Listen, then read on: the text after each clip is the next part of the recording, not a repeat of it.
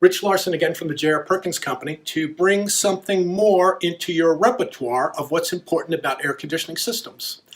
Last time we spoke about thermostats, what they do, how important they are, and that in most cases there's batteries inside there that you can change yourself. The next thing that you can do to take care of your air conditioning system is to always make sure that your air filtration system has a filter in it and it's clean. Air conditioning systems need to have clean air going through them so that the inside coil doesn't get very dirty. Because if it does, it starts to disrupt the operation of your machine, and it can get very expensive, causing significant damage if the filters aren't changed on a regular basis. Another question people have is, what size filter do I have?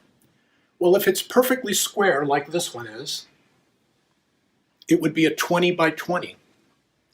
Other common sizes are 20 by 25 and 20 by 30. One of the other things you need to know is what style of filter should I get? We recommend MERV 8. MERV is an efficiency factor and it's written right on the side of the filter. MERV 8 is normally a pleated filter, and on the side of the filter there's an arrow that says airflow this direction, so you know exactly how to put it in. How often should you do it? I think you should check it once a month, but only change it when it looks dirty. If it's a little bit dirty, it's not that big of a deal, but if it's really restricted, it's going to start to cause you problems. Now, just a moment ago, we spoke about how difficult some of these filters might be to change, and that's because of their location. Especially in the city of Scottsdale, where they have incredibly high ceilings in some of the homes, builders have elected to put the filters in the ceiling, and they could actually be that high. Unless you have a very, very tall ladder, you probably should call a professional handyman or your air conditioning person to change those out for you. And I would recommend, if you do have them way high up in the ceiling like that, that you get 5-inch filters that look like this. These larger filters, made by Honeywell and by other companies, actually can last 3 to 5 months, depending upon how dirty the environment is where you live. And the less time you have to spend on a ladder and the less time someone has to go up and change that, really the better off everybody is. So that's something certainly to consider. Let's look at another way that you might need to change your filter. In the office and the warehouse space at the J.R. Perkins Company, we have a laboratory where we do training and where we do testing. Here's another way that you might need to change your filter. If you have a furnace or an air handler in a closet, a filter base like this is certainly a good idea. It makes it so easy to pull the filter in and out, easy to check it. It's that simple. You can always put these filter bases in afterwards if that is a problem for you, trying to change your filter underneath an air handler or a furnace. You can ask your service provider to put in a filter base for you, and that would make it a whole lot easier. And the easier it is, the more likely you are to do it.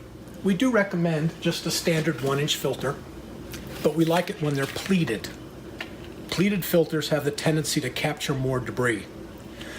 People also ask us about permanent filters. We do not recommend them. They're called multi-staging filters, and the ductwork operates on a pressure system. It's called total system static pressure.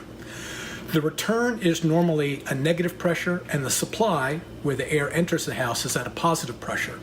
If you disturb that balance, nothing good ever happens. So permanent filters have the tendency to disturb that balance, therefore we don't recommend them. The throwaway filters are the best.